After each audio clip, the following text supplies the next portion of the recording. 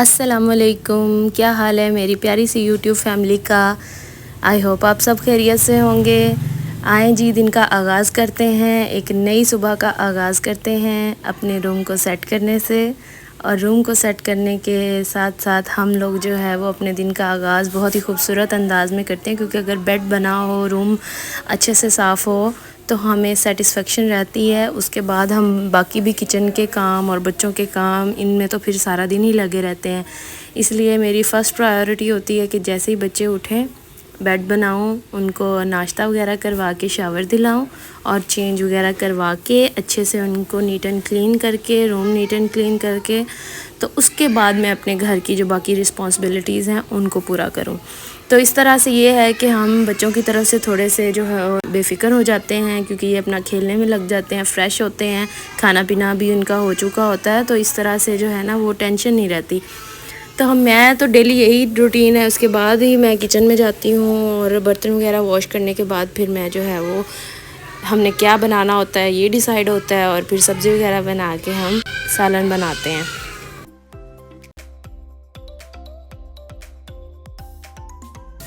यहाँ पे ज़ैनब जो है वो अपनी मस्ती में लगी हुई थी। ईद वाला जो है वो सॉन्ग लगा हुआ था और बच्चे इसको एंजॉय कर रहे थे, बकरे वगैरह उसमें दिखा रहे थे, तो बड़ा ही एंजॉय कर रहे थे। तो इनको मैंने एंजॉय करने दिया और ख़ुद मैं आ गई किचन में। तो यहाँ पर हमने आज बनानी है माश की दाल।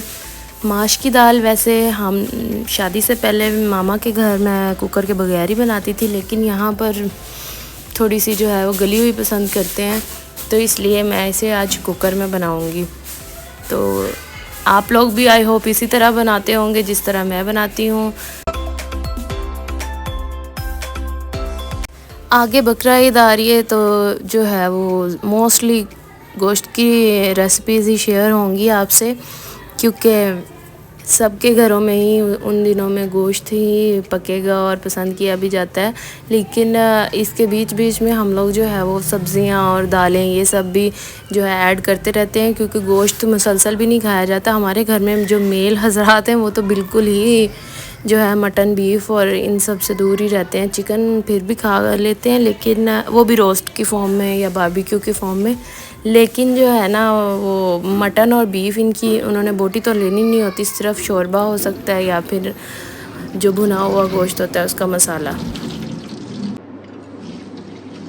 और उसके अलावा हम लोग जो है वो पुलाव में मटन यूज़ कर लेते हैं, चपली कबाब वगैरह बना लेते हैं, या फिर कोफ्ते बना के स्टोर कर लेते हैं। तो इसी तरह थोड़ा जो है वो यूज़ हो जाता है। और लेकिन जो है ना गोश्त की बोटी वगैरह ये सब थोड़ा अवॉइड ही करते हैं।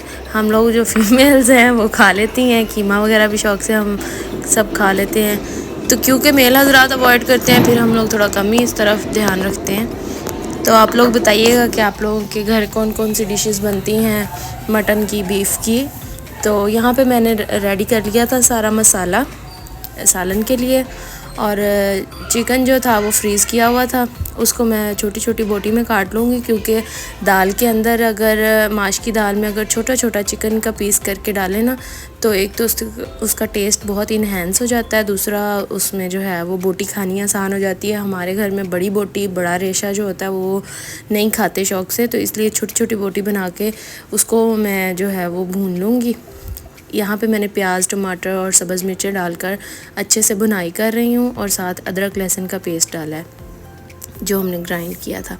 तो इसको अच्छी तरह भूनने के बाद मैंने जो है वो नमक, मिर्च, हल्दी और सूखा धनिया डाल के तो इसको मैं चिकन डाल के भून लूँगी अच्छे से। बहुत ज़्यादा इसको नहीं भूनना, क्योंकि बोनलेस चिकन बहुत जल्दी हार्ड हो जाता है, तो हमने थोड़ा सा ही भूनना है। उसके बाद हमने दाल और ज़रा सा पानी डाल के ना प्रेशर कुकर में 5 मिनट के लिए इस दाल को रखना है। 5 मिनट से ज़्यादा नहीं, क्योंकि बहुत ज़्यादा गली हुई दाल भी अच्छी नहीं लगती। तो माश की दाल तो लोग तो बग़ैर प्रेशर कुकर के ही बनाते हैं, लेकिन अगर यूज़ करना भी है तो 5 मिनट से ज़्यादा नहीं करना, क्योंकि 5 मिनट में बहुत अच्छी दाल हो जाती है। यहाँ पर बाकी जो है बच्चों को देखने चली गई थी, इतने में दाल जो है वो रेडी हो गई। इसमें मैंने सब्ज़ मिर्चें और धनिया डाल के गरम मसाला डाल दिया था।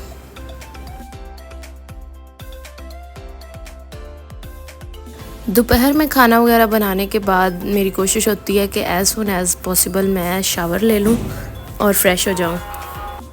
क्योंकि ईद आने वाली है तो मैं मोस्टली जो है 3 दिन पहले पॉलिशर कर लेती होती हूँ। यहाँ पर भी मैं शावर लेने से पहले ब्लीच कर लूँगी अपने फेस को और नेक को, क्योंकि ये सिर्फ मैं ज़्यादा फेशियल तो नहीं करती लेकिन क्लिनजिंग मोस्टली क्योंकि डेली रूटीन में होती रहती है, तो मैं कोई इवेंट हो तो उससे 2 दिन पहले जो है वो ब्लीच कर लेती हूँ। यहाँ मैं डर्माकोस का ब्लीच यूज़ करूँगी, ये मुझे बहुत सूट करता है।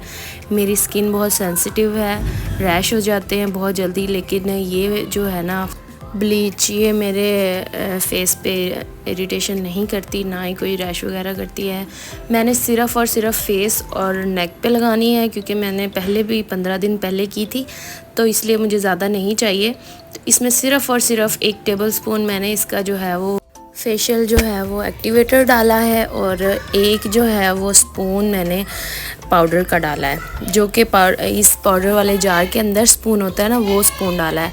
आप लोग जो है वो अपनी स्किन के हिसाब से देख लीजिएगा कितना पाउडर सूट करता है। मुझे पहले मैं कम पाउडर यूज़ करती थी, लेकिन अब आहिस्ता आहिस्ता मैं जो है वो 1 चम्मच डाल लेती हूँ भर के, उससे कुछ जो है वो साइड इफ़ेक्ट नहीं होता। यहाँ पे मैंने अप्लाई कर लिया है। इसको अप्लाई करके जो है हम टाइम नोट कर लेंगे, और एग्जैक्ट हमने इसको 15 मिनट्स या 12 मिनट्स के लिए रखना है। उसके बाद हम इसको वॉश कर देंगे, क्योंकि बहुत ज़्यादा टाइम के लिए रखने से जो है वो रैश वगैरह हो सकते हैं। यहाँ पे मैंने फ़ेस वॉश कर लिया था, और जो है वो यहाँ बच्चे भी नैप लेके उठ गए थे। तो ज़ैनब उठी थी अभी, अब्दुल अहद अभी सो रहा था, और शाहजैन जो कि इनके चाचू का बेटा है वो भी हमारे रूम में आके खेल रहा था। तो इसने जो है शाहजैन ने काफ़ी देर से नैप ले लिया था, उठा हुआ था, अकेला ही खेल रहा था। तो इसको जो है चाहिए होते हैं भैया और बहना खेलने के लिए, तो ये हमारे रूम में आ जाता है फिर के क्यों सोए हुए हैं, उठें जल्दी से। तो ज़ैनब तो उठ गई थी और फ्रेश हो गई थी।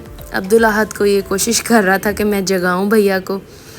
तो यहाँ ये जब उठे हैं तो फिर मैंने शावर वगैरह लिया है, कपड़े चेंज किए हैं।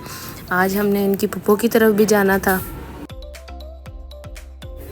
जाना तो हमने इनकी फूफो की तरफ टाइम से था, लेकिन बच्चों ने उधम मचा दिया कि इनको पार्क जाना है सबको। ये सब अब जो है अम्मी और अब्बू के साथ गए हुए थे पार्क, और वापस आए हैं। वापस आए तो काफ़ी टाइम हो चुका था, और इनकी फूफो की कॉल्स भी आई जा रही थी कि मैंने इनके लिए केक बनाया है, और जो है मैकरोनी वगैरह बनाई हुई थी। उसने बहुत एहतमाम किया हुआ था। ये भी एक नेमत है, आपको अच्छी जो है वो नंदे मिल जाती हैं, क्योंकि इतनी गर्मी में इंसान अपने लिए ये सब चीज़ें नहीं बनाता जितनी गर्मी में उन्होंने मेरे बच्चों के लिए, हम सब के लिए ये सब अरेंज किया। तो उनका मैं बहुत शुक्रिया अदा करती हूँ। बहुत नाइस लेडी हैं वो, बहुत ज़्यादा। तो वो बहुत ज़्यादा अपने बच्चों की तरह ही इनको भी समझती हैं, हमसे भी बहुत ज़्यादा प्यार करती हैं, और हमारी भी कोशिश होती है कि हम भी उनको कभी शिकायत का मौका ना दें। यही प्यार मोहब्बत है जो बहन भाइयों को आपस में जोड़ के रखता है। तो अल्लाह ताला सबको ही ऐसे बहन भाई दे जो एक दूसरे को जोड़ के रखने में बिलीव रखते हों। तो यहाँ से जी हम रात को फिर थोड़ा लेट वापस आए थे। बच्चों ने काफ़ी मस्ती वगैरह की।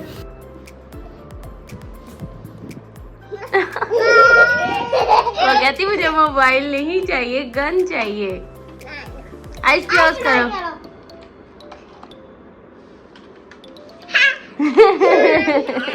थैंक यू बोलो जाना। थैंक यू भैया। थैंक यू भैया बोलो। डिशुम डिशुम करो।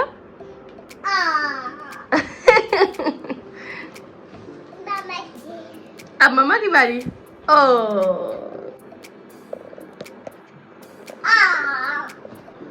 यहाँ पर बच्चे अपनी मस्ती में लगे हुए थे। सोने से पहले ये अपना थोड़ा सा खेलने का टाइम ज़रूर लेते हैं, तो मैं भी इनके साथ एंजॉय करती हूँ ये टाइम। ज़ैनब की कैसे बारी?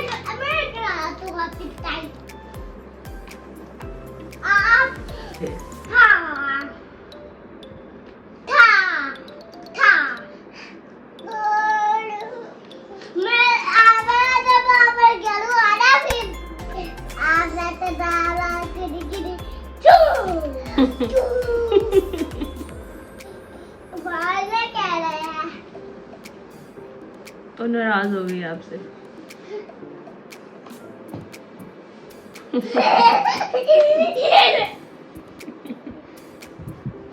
ज़ैनब ढूंढ लो ज़ैनब को।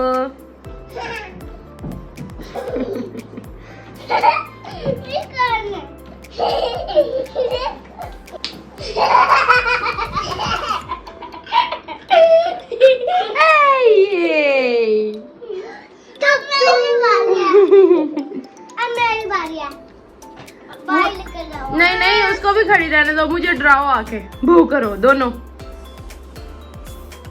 ज़ैनब चुप जाओ। इनका ये खेलने का लगा ही रहेगा क्योंकि इनका अभी कोई प्रॉपर स्लीप टाइम नहीं है, कोई प्रॉपर इनका सुबह का उठने का टाइम नहीं है, तो मैं इनको खेलने देती हूँ।